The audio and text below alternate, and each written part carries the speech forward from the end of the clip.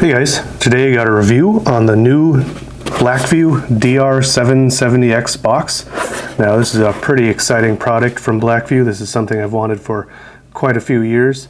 What's special about this 3-channel system, which has a front camera, interior camera, and a rear camera, they are all actually remote lenses, so there's a separate DVR from the camera as opposed to the front camera being the DVR.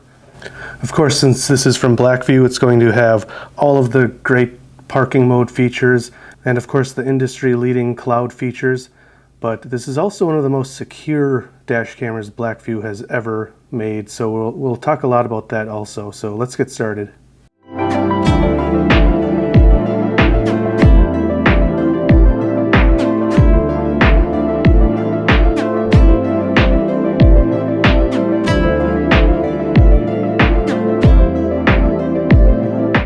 So I did want to let you guys know that Blackvue did send this out to me for review, so I'd like to thank them for sending a review unit out.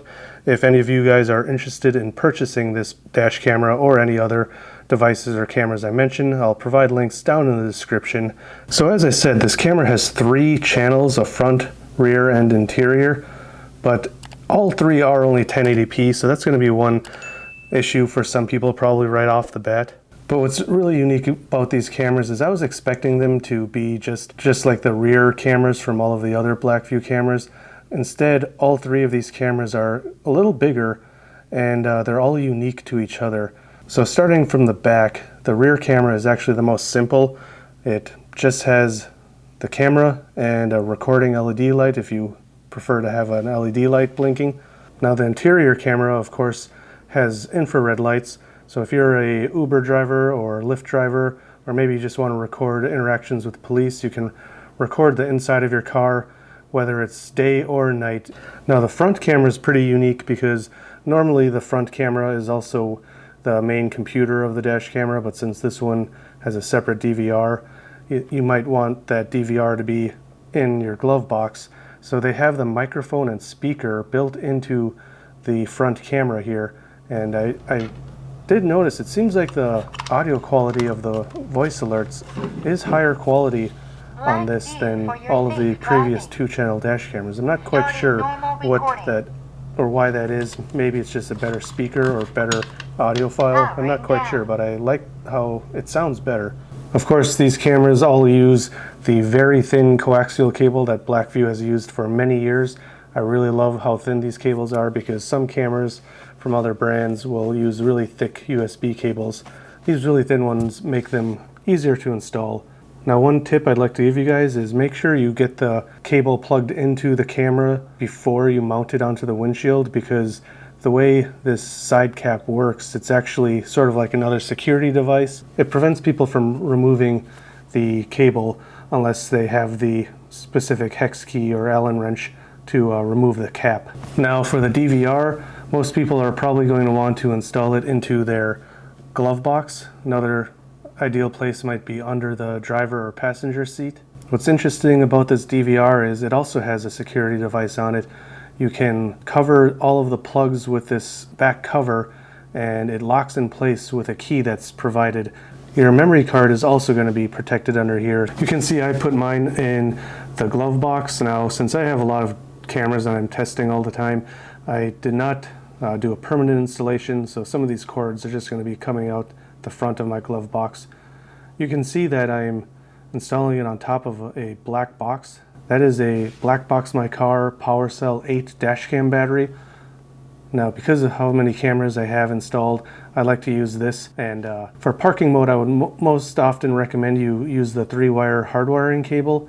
But in my case, I'm just going to be using the 12-volt socket because what's nice about Blackvue is if you have an always-on socket, the camera can switch to parking mode after it detects it hasn't been moving for 5 minutes. So I can still test parking mode or use parking mode using this battery and just a 12-volt socket.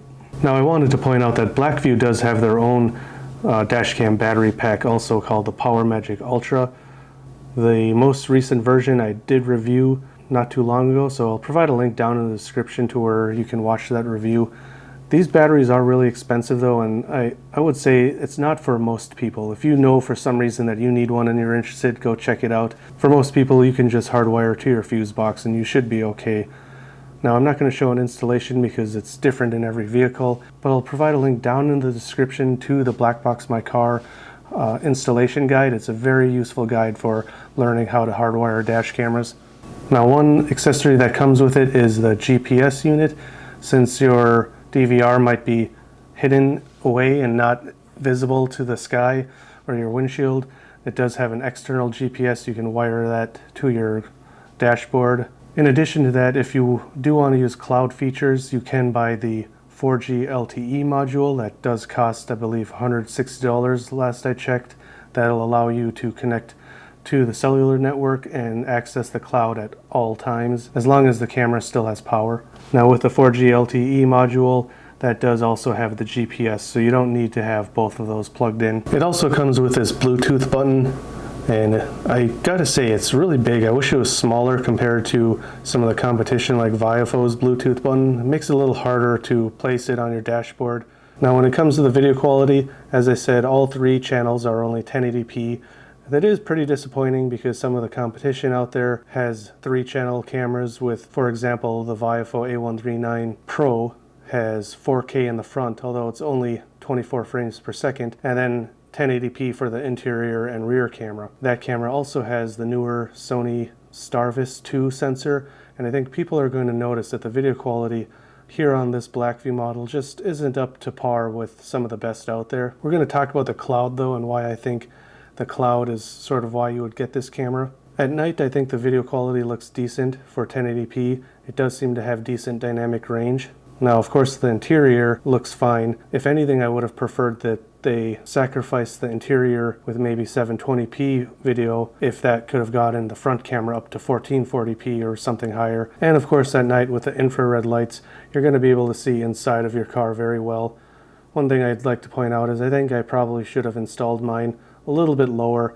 I think some of the IR light is blasting too much of my visor, so that's probably making the back seat a little darker, so I'd recommend making sure you're not having it blocked by anything. The rear camera, of course, is adequate also. It's going to depend on what kind of lighting you have behind you. I drove around and couldn't get someone to stop behind me. This time of year in Minnesota, it doesn't really get completely dark until 10 o'clock-ish where I live, and by then there's not as much traffic, and I'm driving around and I just can't get someone to stop behind me. So what I ended up doing is just backing up into someone, and you can see even with minimal light you would be able to see a license plate even in parking mode if someone were to back into your car. So now setup is super easy. Once you have your camera installed, turn it on and you open the app, there's a quick seamless pairing option, and all you got to do is when it asks you to, you press and hold the Bluetooth button, and then it'll beep several times and then you get connected. From here you're going to be able to access all of your settings. This is similar to how the Blackvue app always has been, but it did recently get updated. The UI looks quite a bit different, but I believe nicer. And of course the big feature is Blackvue Cloud. Blackvue is really the industry leader in cloud services for dash cameras. There's some companies that have dabbled in it, but none of them have been as successful and had as many features as Blackvue Cloud.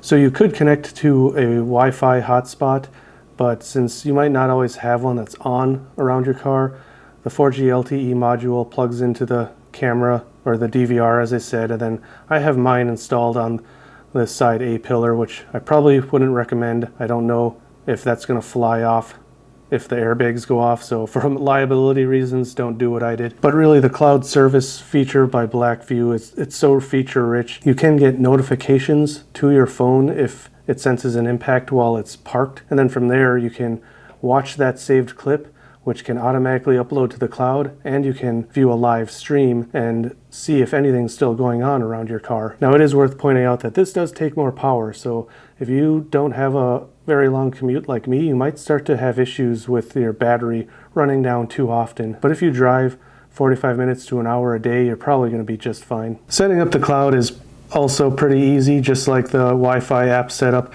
You pretty much just need to add your SIM card information and your carrier into the menu, and then it should automatically connect. It does pretty much accept any of the major carriers in the US. I use T-Mobile because for $10 a month, I can get 2 gigabytes of data, which seems to be plenty. A lot of other companies only offer larger plans for data plans. And at the time, this was the cheapest I could find. If you're a fleet manager, there's also some features that might be very useful with Blackvue Cloud. You can check to see how safe their driving is, if they are braking hard or accelerating too quickly. It'll give a safe driver score. And what's pretty unique, you can use two-way communication, sort of like a radio or a walkie-talkie, but I'm not sure how useful that is this day and age with smartphones and Bluetooth connections in cars. It might be useful for fleet managers that are running trucks that don't have Bluetooth and you just want to make a quick call to someone. Now, Blackvue Cloud is free for one camera, so for most average users, you're going to be able to use the cloud without paying extra. I'll show the different plans available on screen, and you'll see that if you want multiple cameras or if you want a fleet plan, then it's going to cost extra, and it costs extra per car, but you'll see, you can pause it here if you'd like, that there are more features on those higher paid plans. Now, of course, this is going to have the same great parking mode that all of the other Blackvue cameras have. The main parking mode is the automatic buffered parking mode. If you're unfamiliar, basically that means is it's constantly waiting for an impact or motion and buffering 10 seconds of video on its internal memory. If it is triggered by motion or an impact, it'll save that 10 seconds to the memory card, an additional 20 seconds. Now, if it's detecting motion, it'll just continue to record, which means if you're parked in an area with a lot of traffic, it might just record nonstop all day.